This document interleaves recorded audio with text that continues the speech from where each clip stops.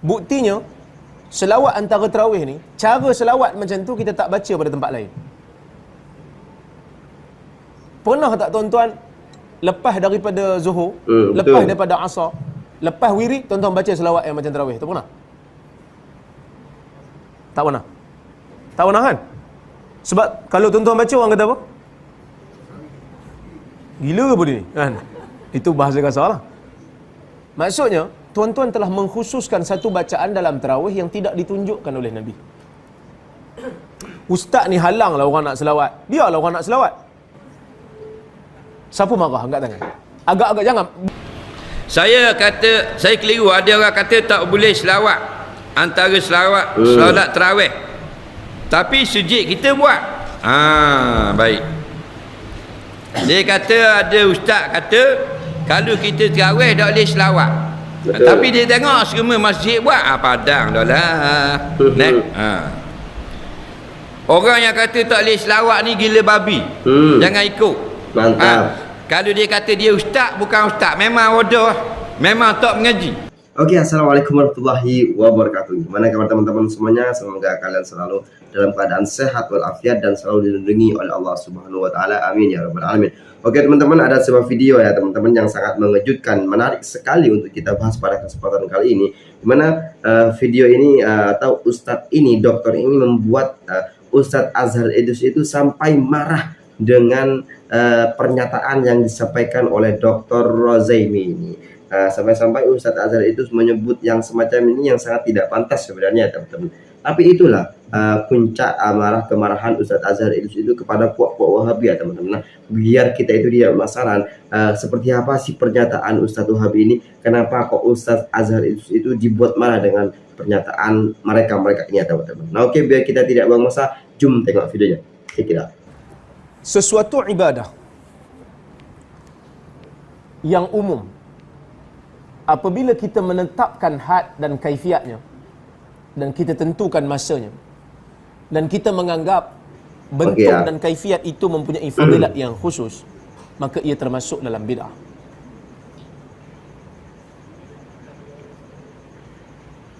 Buktinya apa? Buktinya, selawat antara tarawih ni, cara selawat macam tu kita tak baca pada tempat lain. Pernah tak tuan-tuan, lepas daripada Zuhur, lepas daripada Asar, lepas wirid, tuan-tuan baca selawat yang macam tarawih tu pernah? Tak pernah. Tak pernah kan? Sebab kalau tuan-tuan baca, orang kata apa? Gila ke dia ni? Kan? Itu bahasa kasar lah. Maksudnya, tuan-tuan telah mengkhususkan satu bacaan dalam tarawih yang tidak ditunjukkan oleh Nabi. Ustaz ni halanglah orang nak selawat. Biarlah orang nak selawat. Tuan-tuan, macam ni. Katalah ada seorang bersin depan tuan-tuan. Dia bersin. Acum. Dia sebut Alhamdulillah wassalamu ala Rasulillah. Alhamdulillah dan salam ke atas Rasulullah. Tuan-tuan pun tengok dia, lain macam bacaan dia ni. Biasa orang bersin sebut apa? Alhamdulillah. Tapi ditambah wassalamu ala Rasulillah. Salam, selawat dan salam ke atas Rasulullah. Tiba-tiba datanglah orang macam saya ni. Datang saya kata, bagus selawat tu, tapi selawat tu bukan di situ. Nabi tak ajar selawat macam tu.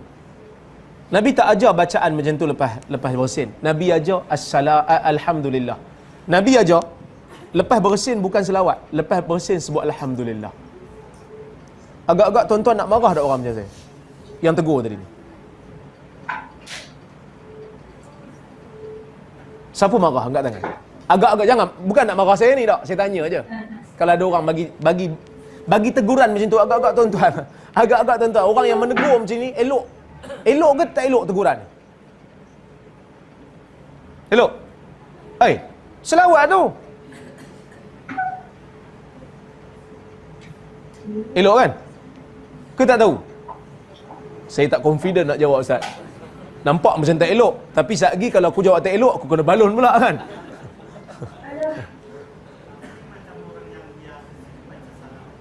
Kejap, nanti saya jawab soalan dulu ya. Saya bagi habis dulu. Tuan-tuan tahu tak siapa yang ucapkan jawapan itu? Siapa yang tegur orang yang selawat atas Nabi lepas bersin tu? Siapa tegur? Agak-agak. Sahabat Nabi yang namanya Abdullah bin Umar. Sahabat Nabi yang namanya Abdullah bin Umar. Maka sebab itu, dalam bab agama ini, dia bukan kira aku suka, maka aku buat dalam ibadat. Tak. Dia ada disiplin. Okey? Kalau Allah malaikat atau yusalluna ala nabi itu letaknya itu di mana kira-kira?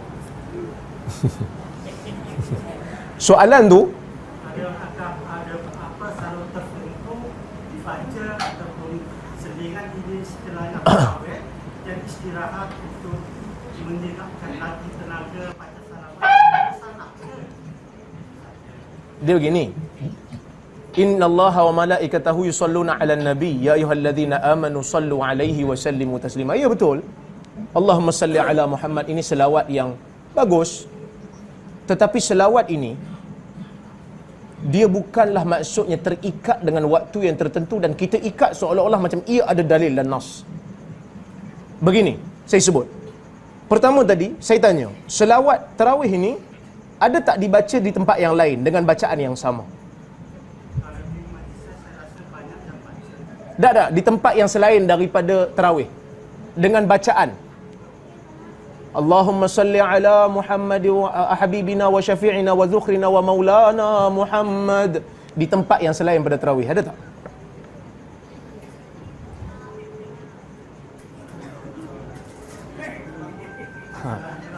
Ya? Ha? Ya? Tak, selain daripada tarawih. Lepas zuhur ke lepas asar ke ada? Maka sebab itu tidak ada bentuknya. Itu yang saya sebut tadi. Maka sebab itu kita kembalilah kepada asal. Seperti mana tarawih di zaman Nabi, macam itulah yang patutnya kita buat. Itu yang saya nak bagi tahu pada tuan-tuan. Tak apa, kita boleh berbeza pendapat. Lepas saya balik, tuan-tuan nak buat? Okey. Tuan-tuan buat, saya tak ada masalah. Kerana saya telah menyampaikan maklumat. Saya telah menyampaikan teguran yang sama yang pernah Ibnu Umar, Abdullah bin Umar beri teguran kepada orang yang membaca selawat setelah bersin. Bukan kita nak halau orang selawat. Selawatlah bila-bila pun. Tetapi mengikat selawat pada waktu yang tertentu seolah-olah dia ada dalil di situ. Ini yang problem. Seperti mana orang yang selawat lepas bersin.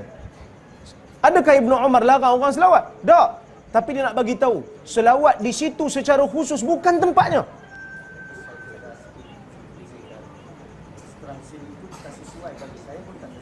Apa dia?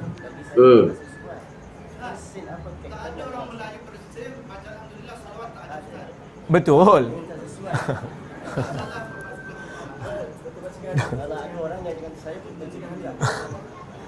Ni, tuan. Saya memanglah tak ada orang Melayu bersin dan selawat. Tapi kalaulah ada orang selawat lepas bersin pun ditegur. Selawat lepas tarawih patut juga ditegur dengan alasan yang sama. Kalau ada dalilnya saya okey. Kalau ada dalil, Nabi berselawat lepas tarawih, ramai-ramai angkat suara dengan satu bacaan yang khusus, saya okey. Saya tarik balik pandangan. Tak nyala lah. Tapi masalahnya, kalau lepas bersin orang selawat, Ibnu Umar tegur kerana tak ada dalil yang menyebut lepas bersin kena selawat. Begitu juga dalam bab ni, lepas tarawih selawat, ada tak dalilnya? Tak ada. Maka alasan yang sama. Alasan yang sama. Maka sebab itu saya mengatakan begitulah. Tuan-tuan tak apa. Lepas ni jangan marah je nanti. Tuan-tuan mesyuarat balik, kan? Kalau tuan-tuan kata ustaz ni tak sesuai mengajar sini, saya pun Ustaz, memang kami buat Ustaz. tak ada masalah. Kami ada Syafi'i Ustaz. Dan Imam Syafi'i buat. Kami memang buat di sini. Imam Syafi'i buat. Betul. Di sini memang kami buat, di sini memang kami. Tak, tadi kata imam kami Imam Syafi'i buat. Kami Syafi'i ustaz. Kitab Syafi'i mana yang kata buat? Bukan Syafi'i lah. Kalau bukan Syafi'i okey lah. Mana masjid surau ni bukan Syafi'i lah. Maksudnya dalam bab ni bukan Syafi'i lah. Ya? Ya. Tapi bukan, jangan sebut Syafi'i. Kerana mazhab Syafi'i pun tak sebut.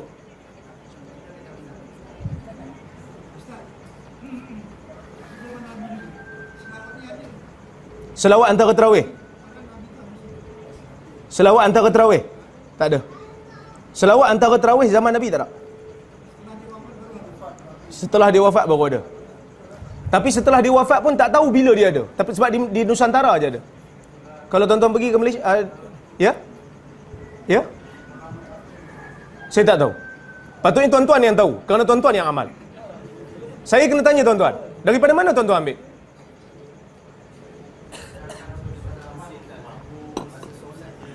Ha?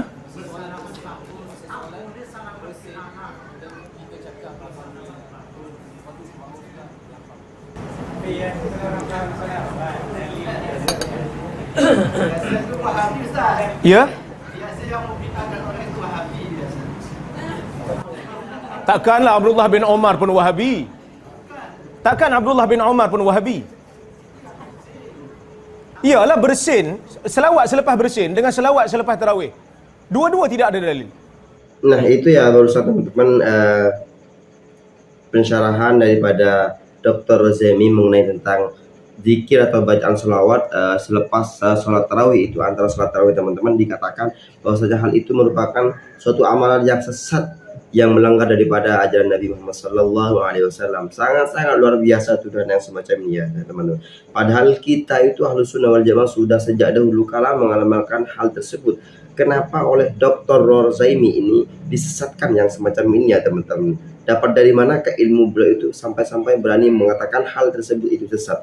Padahal coba kalau kita melihat itu ceramahnya atau pensyarahan dari Ustadz Azhar itu hal tersebut memang sangat menjadi amalan yang sunnah bid'ah hasanah, perkara yang baik sekali ya teman-teman. Nah seperti apa coba kita lihat daripada Ustadz Azhar Idrus ya teman-teman. Saya keliru, ada orang kata tak boleh selawat antara solat tarawih. Tapi sujud kita buat. Baik. Dia kata ada ustaz kata kalau kita tarawih tak boleh selawat. Tapi dia tengok semua masjid buat, padang dah lah. Orang yang kata tak boleh selawat ni gila babi. Jangan ikut. Mantap. Kalau dia kata dia ustaz, bukan ustaz, memang bodoh, memang tak mengaji. Pasal dijawab oleh ulama besar-besar.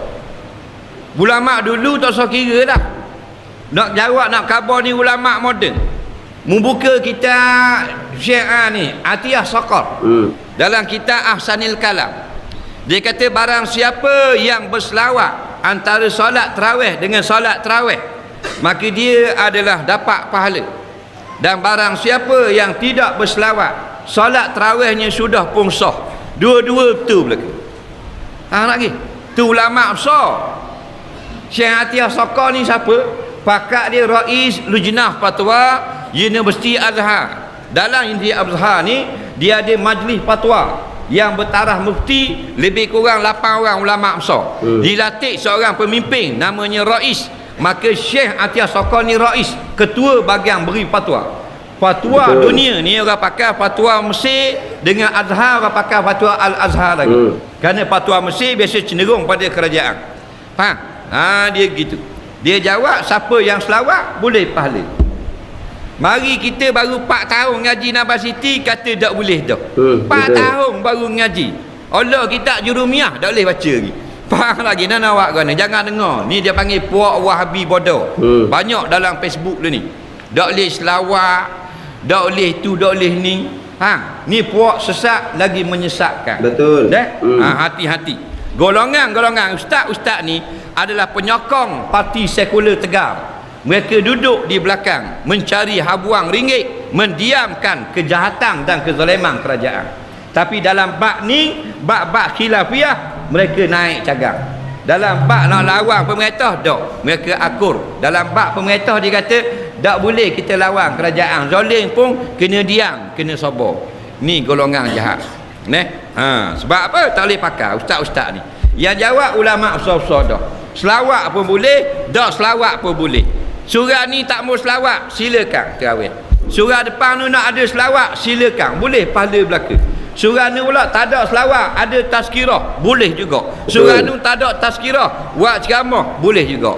Hak masjid depan tu tak ada terus terawih, tok imam main pipong dengan tok Bilal, tak ada masalah kau. Tak dosa belaka pun. Faham? Islam ini mudah, jangan permudah-mudahkan. Nah, ni tak boleh ziarah kubur pula hari raya tu bik. Ni puak-puak Wahabi gila. Memang gila. Pasal apa? Ngaji sikit, lepas tu nak buat pandai. Bila kita khabar fatwa dia aja dengar. Dia kata tak boleh ikut ulama. Tok pun tak boleh ikut ulama. Bayang dia boleh ikut pula tok guru dia. Nah, jadi hati-hati puak-puak gini. Banyak duk cakap dalam Facebook lah ni. Menyusahkan orang ramai. Tak boleh tahlil. Tak boleh pakai qasidah. Tak boleh pakai selendang ni ridak atas kepala bau. Nah, tak boleh ambil berkat lah dengan baju Nabi apa. Nah, ilmu tak ada. Nah, ilmu sikit. Luar biasa sekali ya jawaban daripada Ustadz Azhar itu pada kesempatan kali ini. Nampaknya beliau itu marah besar kepada puak-puak Wahabi ya, seperti Dr. Rozaimi, Dr. Maza dan semacamnya itu, karena selalu memberikan sebuah kegaduhan, keributan kepada umat Malaysia, umat Islam yang ada di Malaysia tentunya teman-teman. Nah betul sekali ya, karena dari golongan mereka itu seringkali memberikan sebuah tuduhan yang sangat-sangat tidak wajar bagi Ahlus Sunnah wal Jamaah itu pengikut Imam Abu Hasan Asy'ari ya teman-teman. Maka sangat wajar sekali Ustadz Azhar Idrus itu ketika memberikan sebuah jawaban yang semacam itu ya, karena sudah tidak sabar, tidak bisa menahan, karena mereka itu selalu memberikan sebuah tuduhan-tuduhan yang luar biasa ya. Sampai-sampai itu jemaah saja itu pasti membuatnya jengkel, dibuat marah dengan tuduhan yang semacam ini ya teman-teman. Maka betul sekali yang dikatakan Ustadz Azhar itu, hati-hati kita itu kepada puak-puak yang semacam ini. Hati-hati kita itu dalam mengikuti tazkirah, mendengarkan ceramah-ceramah Ustadz ya teman-teman. Jangan dengarkan kalau Ustadz tersebut itu memberikan sebuah tuduhan, menyesatkan, mensyirikan dan semacamnya teman-teman. Nah oke teman-teman, semoga video pada kesempatan kali ini bermanfaat. Sampai jumpa di video berikutnya. Assalamualaikum warahmatullahi wabarakatuh.